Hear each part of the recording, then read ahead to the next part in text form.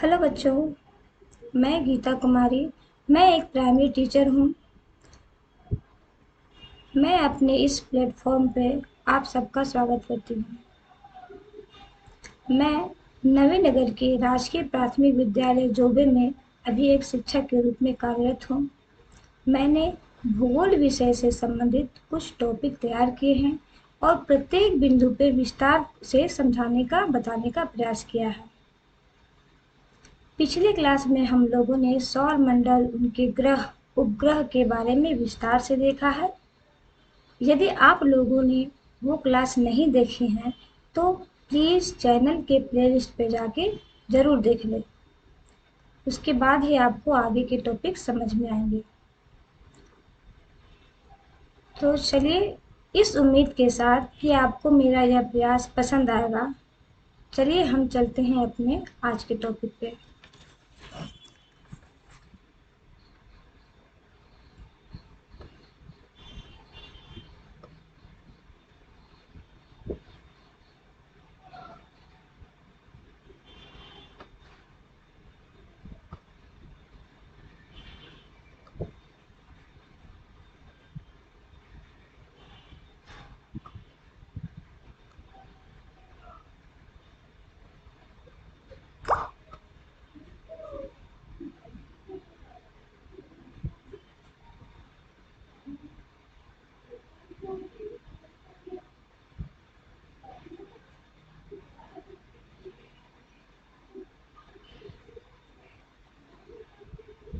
हमारा आज का टॉपिक है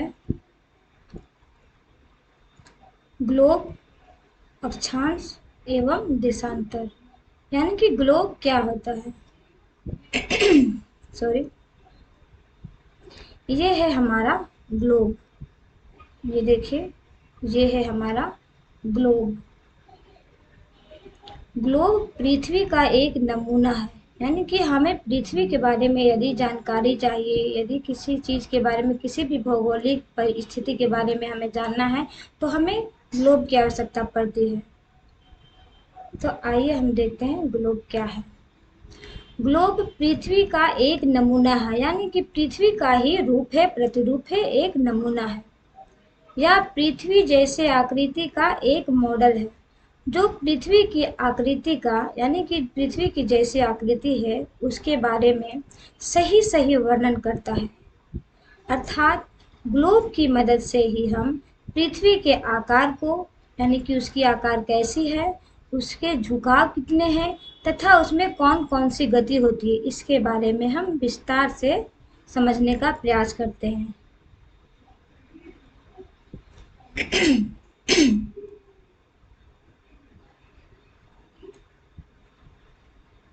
ग्लोब पर अक्षांश और देशांतर रेखा, ये है हमारा ग्लोब जो पृथ्वी का एक नमूना है।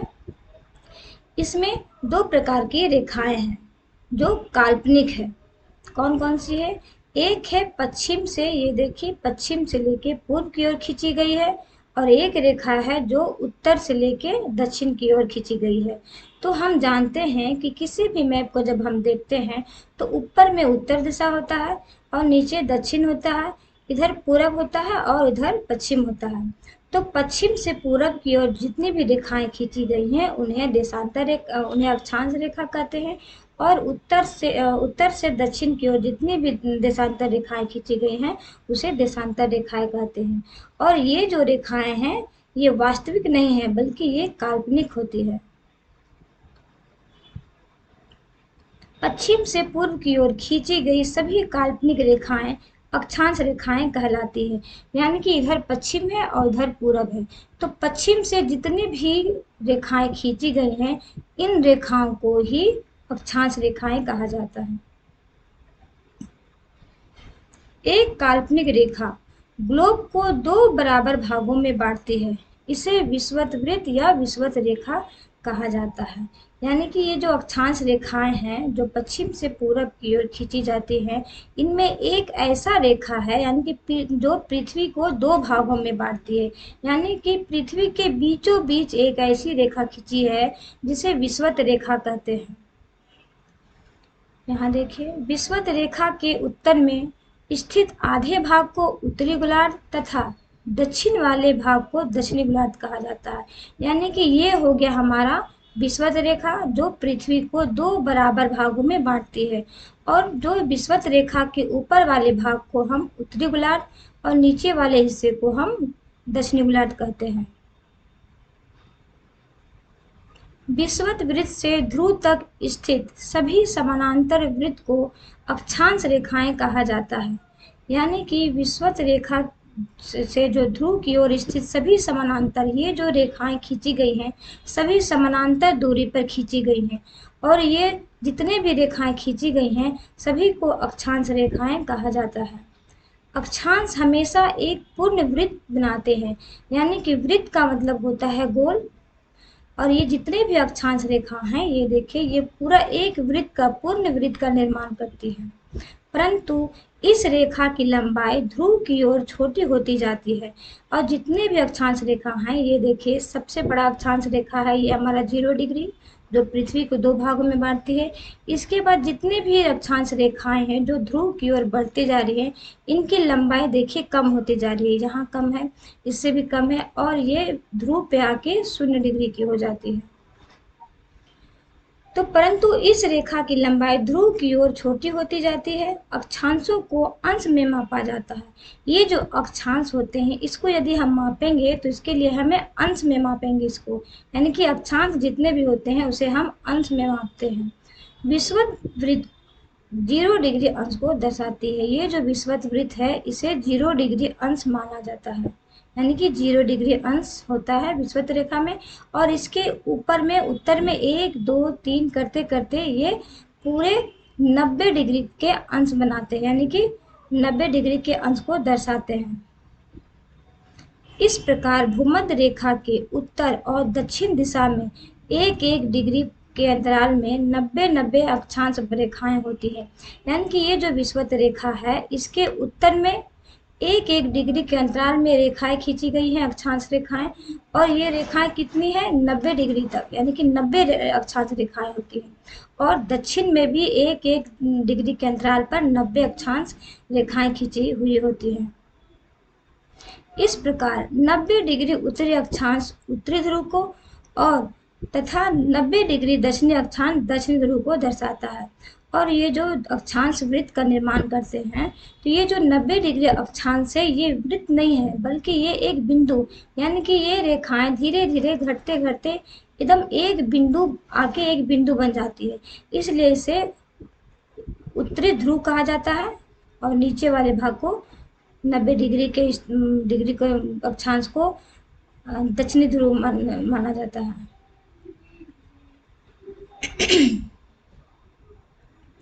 सभी अक्षांश रेखाएं एक दूसरे के समानांतर होती है।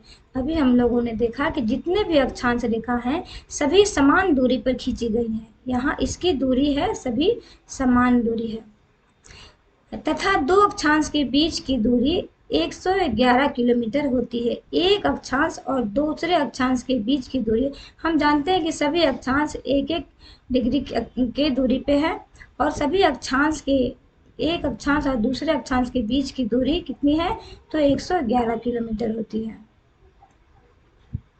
विषुवत वृत्त 0 डिग्री, उत्तर ध्रुव 90 डिग्री तथा दक्षिण ध्रुव 90 डिग्री के अतिरिक्त 4 महत्वपूर्ण अक्षांश रेखाएं और भी हैं जो इस प्रकार हैं। यानी कि देखिए, ये हो गया हमारा विषुवत रेखा जो पृथ्वी को दो भागों में बांटती है, और ऊपर हो गया उत्तरी ध्रुव और नीचे हो गया हमारा दक्षिणी ध्रुव। तो इन तीनों के अलावा 4 और महत्वपूर्ण अक्षांश रेखाएं हैं जिसके बारे में भी हम आगे देखेंगे। तो ये रेखाएं कौन सी हैं, देखिए, उत्तरी ध्रुव वृत्त जो 66.5 डिग्री उत्तर में है, कर्क रेखा जो 23.5 डिग्री उत्तर में है, विषुवत रेखा जो 0 डिग्री को दर्शाता है, मकर रेखा जो 23.5 डिग्री दक्षिण में है, और दक्षिणी ध्रुवित जो 66.5 डिग्री दक्षिण में है। तो हम देखते हैं, ये जो हमारा विषुवत रेखा है ये पृथ्वी को दो भागों में बांट रही है। तो ये हो गया विषुवत रेखा, और ठीक इसके उत्तर में 23.5 डिग्री में है हमारा कर्क रेखा, और विषुवत रेखा के दक्षिण में 23.5 डिग्री पर है हमारा मकर रेखा। और विषुवत रेखा के उत्तर और 66.5 डिग्री पे है उत्तर ध्रुव वृत्त। इस वृत्त को उत्तर ध्रुव वृत्त कहते हैं। और दक्षिण में 66.5 डिग्री पर है दक्षिण ध्रुव वृत्त। तो ये मुख्यतः 5 अक्षांश रेखाएं हो गए। पहला हो गया आपका उष्ण कटिबंध, सॉरी, पहला हो गया आपका विषुवत रेखा, कर्क रेखा, मकर रेखा, उत्तरी ध्रुव वृत्त और दक्षिणी ध्रुव वृत्त। तो ये महत्वपूर्ण रेखाएं हैं जिनके बारे में हम आगे देखेंगे। अब हम देखते हैं पृथ्वी के ताप कटिबंध, यानी कि ताप के आधार पर पृथ्वी पर कितने ताप कटिबंध है। कर्क रेखा एवं मकर रेखा के बीच के सभी अक्षांश पर सूर्य वर्ष में एक बार दोपहर में सिर के ठीक ऊपर होता है, इसलिए इस क्षेत्र में सबसे अधिक ऊष्मा प्राप्त होती है तथा इस क्षेत्र को उष्णकटिबंध कहा जाता है। तो ये है हमारा ताप कटिबंध।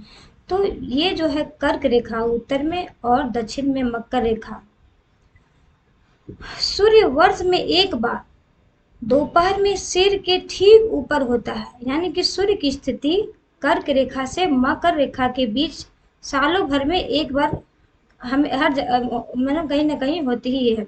मतलब कर्क रेखा और मकर रेखा के बीच ही सूर्य की स्थिति सालों भर होती है, इसलिए इस क्षेत्र में सबसे अधिक ऊष्मा, सबसे अधिक गर्मी प्राप्त होती है, सबसे अधिक प्रकाश प्राप्त होता है, इसलिए यह क्षेत्र अधिक गर्म होता है, इसलिए इस क्षेत्र को उष्णकटिबंध कहा जाता है। इस प्रकार उत्तरी गोलार्ध में कर्क रेखा एवं उत्तरी ध्रुव वृत्त तथा दक्षिणी गोलार्ध में दक्षिणी ध्रुव वृत्त के बीच वाले क्षेत्र का तापमान मध्यम हो रहता है, इसलिए इन्हें शीतोष्ण कटिबंध कहा जाता है। यानी कि ये जो उत्तर में कर्क रेखा है और उत्तर में उत्तरी ध्रुव वृत्त है, यहाँ पर सूर्य की किरणें हमेशा सीधे पर नहीं होती है, तिरछी होती है। यानी कि सूर्य वर्ष भर कर्क रेखा और मकर रेखा के बीच होती है और यहाँ पर उत्तरी ध्रुव वृत्त और कर्क रेखा यहाँ पर और मकर रेखा और दक्षिणी ध्रुव वृत्त पर सूर्य की तिरछी किरणें पड़ती है, तो यहाँ पे ना अधिक ठंड होती है और ना ही अधिक गर्मी होती है, इसलिए इस क्षेत्र के तापमान को शीतोष्ण कटिबंध कहा जाता है। यानी कि यहाँ का तापमान ना तो अधिक गर्म होता है और ना ही अधिक ठंडा होता है, शीत भी होता है और उष्ण भी होता है, इसलिए यहाँ इस क्षेत्र के तापमान कटिबंध को शीतोष्ण कटिबंध कहा जाता है। उत्तरी गोलार्ध में उत्तरी ध्रुव वृत्त एवं उत्तरी ध्रुव तथा दक्षिणी गोलार्ध में दक्षिणी ध्रुव वृत्त एवं दक्षिणी ध्रुव के बीच के क्षेत्र में ठंड बहुत अधिक होती है, क्योंकि यहाँ सूर्य क्षितिज से ज्यादा ऊपर नहीं आ पाता है, इसलिए यह शीत कटिबंध कहलाता है। यहाँ पर देखिए उत्तर में है, ये हमारा उत्तर में है उत्तर ध्रुव वृत्त और उत्तरी ध्रुव के बीच सूर्य हमेशा क्षितिज पर होता है, क्षितिज से ऊपर नहीं आ पाता, यानी कि सूर्य हमेशा कर्क रेखा और मकर रेखा के बीच होती है, स्थित होती है, तो सूर्य की जो ताप है जो बहुत कम, यानी कि क्षितिज से ऊपर नहीं जा पाती है, एकदम तिरछी पड़ती है, जिस कारण यहाँ बहुत अधिक ठंड होता है। ये हो गया उत्तर में और ये हो गया दक्षिण में। दक्षिण में हो गया दक्षिण ध्रुव वृत्त से लेके दक्षिणी ध्रुव तक, यहाँ तक जो है सूर्य का तापमान बहुत क्षितिज से ऊपर नहीं जा पाता है, एकदम बिल्कुल तिरछा पड़ता है, एकदम मतलब बहुत कम आता है, इसलिए यहाँ पे बहुत अधिक ठंड होती है। यहाँ पर सूर्य क्षितिज से ज्यादा ऊपर नहीं आ पाता है, इसलिए यहाँ पर ठंड अधिक होती है और इस कटिबंध को शीत कटिबंध कहा जाता है। अब हम देखते हैं देशांतर रेखा क्या होता है। उत्तरी ध्रुव और दक्षिणी ध्रुव को मिलाने वाली काल्पनिक रेखा को देशांतर रेखा कहा जाता है। देशांतर रेखाएं समानांतर नहीं होती हैं। आइए हम देखते हैं। ये हो गया हमारा देशांतर रेखा, जो उत्तरी ध्रुव को, यानी कि ऊपर में उत्तर है तो ये हो गया उत्तरी ध्रुव और नीचे दक्षिण है तो ये हो गया दक्षिणी ध्रुव। तो उत्तरी ध्रुव को दक्षिणी ध्रुव से मिलाने वाली रेखा को देशांतर रेखा कहा जाता है। देशांतर रेखाएं समानांतर नहीं होती है, यानी कि देशांतर रेखाएं हैं, जितनी भी देशांतर रेखा हैं ये समानांतर दूरी पे नहीं होती है। जिस तरह अक्षांश रेखाएं जो है उसकी दूरी हर जगह समान होती है, समानांतर होती है, परंतु ये जो देशांतर रेखा होते हैं इसकी दूरी समानांतर नहीं होती। इसकी लंबाई समानांतर होती है, परंतु इसकी जो लंबाई है ध्रुव, उत्तरी ध्रुव से दक्षिणी ध्रुव तक सभी देशांतर रेखाओं की लंबाई समान होती है।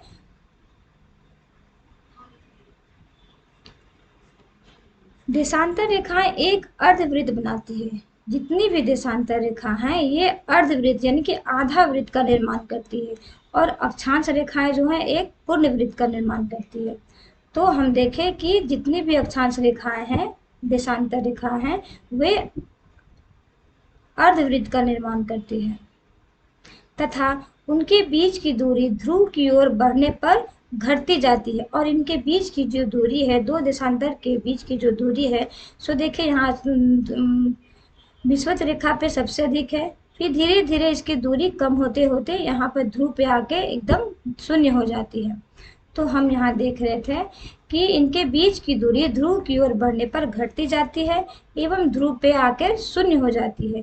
यहाँ सभी देशांतर यमोत्तर आपस में मिलते हैं, और ध्रुव पे जो उत्तरी ध्रुव पे और दक्षिणी ध्रुव पे सभी यमोत्तर देशांतर रेखाएं जो है आके यहाँ पे मिलती हैं। दो देशांतर रेखा के बीच की सबसे अधिक दूरी भूमध्य रेखा पर होती है। कितनी होती है? 111.3 किलोमीटर होती है। यानी कि दो देशांतर रेखाओं के बीच की दूरी हम देख रहे हैं कि यहाँ पर धीरे धीरे घटते जा रही है जैसे जैसे हम ध्रुव की ओर बढ़ रहे हैं। तो सबसे अधिक दूरी कहाँ पे होती है? भूमध्य रेखा पे, यानी कि विषुवत रेखा पे सबसे अधिक दूरी होती है। और कितनी होती है? तो 111.3 किलोमीटर होती है। अब हम लोगों ने अक्षांश और देशांतर दोनों के बारे में जाना कि पश्चिम से पूरब की ओर जो खिंची हुई काल्पनिक रेखाएं हैं उसे अक्षांश कहते हैं, और उत्तरी ध्रुव से दक्षिणी ध्रुव को मिलाने वाली रेखा को हम देशांतर रेखाएं कहते हैं। किसी भी स्थान की सही स्थिति को बताने के लिए उस स्थान के अक्षांश के अतिरिक्त देशांतर यमोत्तर की भी आवश्यकता होती है। यानी कि पृथ्वी पर स्थित किसी भी स्थान की सही स्थिति यदि हमें जानना होगा कि कौन सा स्थान, कौन सा देश कहाँ पर है, तो इसके लिए हमें अक्षांश के अलावा देशांतर रेखा की भी आवश्यकता पड़ती है। ग्रीनविच, जहाँ ब्रिटिश राज की वेधशाला स्थित है, यहाँ से गुजरने वाली यमोत्तर को मुख्य यमोत्तर कहते हैं। यानी कि ब्रिटिश राज की वेधशाला कहाँ है? यहाँ पर है, यहाँ पे इंग्लैंड में है, जो यूरोप में है। तो यहाँ पे ब्रिटिश राज की वेधशाला स्थित है। यहाँ से एक रेखा गुजरती है जिसे 0 डिग्री यमोत्तर कहते हैं, यानी कि इसे मुख्य यमोत्तर कहा जाता है। इसका मान 0 डिग्री देशांतर है तथा यहाँ से हम 180 डिग्री पूर्व देशांतर या 180 डिग्री पश्चिम देशांतर तक गणना करते हैं। तो ये जो हमारा देशांतर रेखा है जो उत्तरी ध्रुव से दक्षिणी ध्रुव तक खींचा गया है, ग्रीनविच रेखा, ग्रीनविच के स्थान पर खींचा गया है। तो यहाँ से यदि हम पूरब की ओर बढ़ते हैं तो जितनी भी रेखाएं हैं उसे 1, 2, 3 करते हुए ये 180 डिग्री तक रेखाएं खींची गई हैं पूरब की ओर, और मुख्य यमोत्तर के पश्चिम की ओर 1-1 डिग्री पर से लेते 1-1 डिग्री का खींचते हुए, मतलब देशांतर रेखाएं ये जाते हैं 180 डिग्री तक खींची हुई है। 180 डिग्री पूर्व और 180 डिग्री पश्चिम यमोत्तर एक ही रेखा पर स्थित है। यानी कि यदि हम पूरब से जाएं तो 1, 2, 3, 4 करते करते 180 डिग्री हम पीछे पहुंचेंगे, और पश्चिम से भी यदि हम जाएं तो जिस रेखा पर हम इधर पश्चिम से और पूरब से दोनों से हम अगर गिनती करते हुए देशांतर रेखा पर पहुंचते हैं तो 180 डिग्री दोनों ही पूरब से या पश्चिम से दोनों ही तरफ से एक ही रेखा पे आता है। तो इस तरह हम कह सकते हैं कि कुल देशांतर यमोत्तर कितने हैं? तो 360 है, यानी कि 180 इधर से और 180 इधर से, और ये हो गया 0 डिग्री। सबको मिला के 360 देशांतर रेखाएं होती हैं।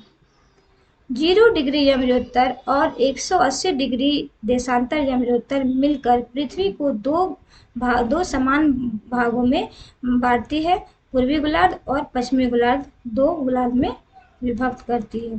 तो ये जो है हमारा मुख्य यमलोत्तर 0 डिग्री देशांतर, और 180 डिग्री ठीक इसके विपरीत में आता है 180 डिग्री देशांतर, जो पृथ्वी को दो भागों में विभक्त करती है, पूर्वी गोलार्ध और पश्चिमी गोलार्ध।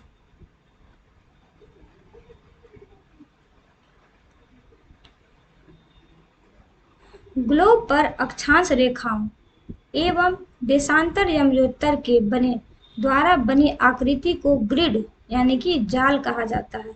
ये जो हम ग्लोब पे देखते हैं, जो पश्चिम से पूरब की ओर खींची हुई अक्षांश रेखाएं और उत्तरी ध्रुव से दक्षिणी ध्रुव की ओर जो देशांतर रेखाएं खींची हुई हैं, तो इसके खींचने से जो हमें इस जाल जैसा नजर आ रहा है, इसे ग्रिड कहा जाता है। ग्रीनविच पर स्थित मुख्य यमलोत्तर पर सूर्य जिस समय आकाश के सबसे ऊंचे बिंदु पर होता है, उस समय यमलोत्तर पर स्थित सभी स्थानों पर दोपहर होती है। यानी कि ये हो गया हमारा 0 डिग्री देशांतर रेखा मुख्य यमलोत्तर। यदि दोपहर के समय सूर्य इस देशांतर रेखा के ठीक ऊपर में होता है, तो इस देशांतर रेखा के प्रत्येक स्थान पे 90 डिग्री, 45 डिग्री, 30 डिग्री, मैंने हर प्रत्येक स्थान पे दोपहर ही होता है। क्योंकि पृथ्वी पश्चिम से पूर्व की ओर चक्कर लगाती है, तो हम जानते हैं कि पृथ्वी कैसे अपने केंद्र पर कैसे घूमती है, तो पश्चिम से पूर्व की ओर घूमती है, जिस कारण दिन और रात होता है। तो अतः वह स्थान जो ग्रीनविच के पूर्व में है, उसका समय ग्रीनविच समय से आगे होगा, तथा जो पश्चिम में है उनका समय पीछे होगा। यानी कि ये जो ग्रीनविच के रेखा है, ये जो 0 डिग्री देशांतर रेखा है, इसके यदि हम पूरब में जाते हैं तो समय आगे बढ़ते जाता है, और यदि हम ग्रीनविच रेखा के पश्चिम में जाते हैं तो समय घटते जाता है। तो इसके बारे में हम लोग अगली कक्षा में विस्तार से पढ़ेंगे कि कैसे घटता है, कितना घटता है, यानी कि पृथ्वी एक डिग्री कितने देरी में घूमती है और कैसे कैसे समय चेंज होता है, इसके बारे में हम लोग अगले वीडियो में देखेंगे। तो इस तरह हम लोगों ने ग्लोब के बारे में जाना, अक्षांश और देशांतर के बारे में जाना कि अक्षांश रेखाएं क्या होती है, देशांतर रेखाएं क्या होती हैं, पृथ्वी के ताप कटिबंध के बारे में जाना, तथा ग्रीनविच समय रेखा के बारे में जाना है। अब हम आगे की क्लास में देखेंगे। उम्मीद है कि आपको अच्छा लगा होगा। अगले क्लास में मिलते हैं। ठीक है। जय हिंद, जय बिहार।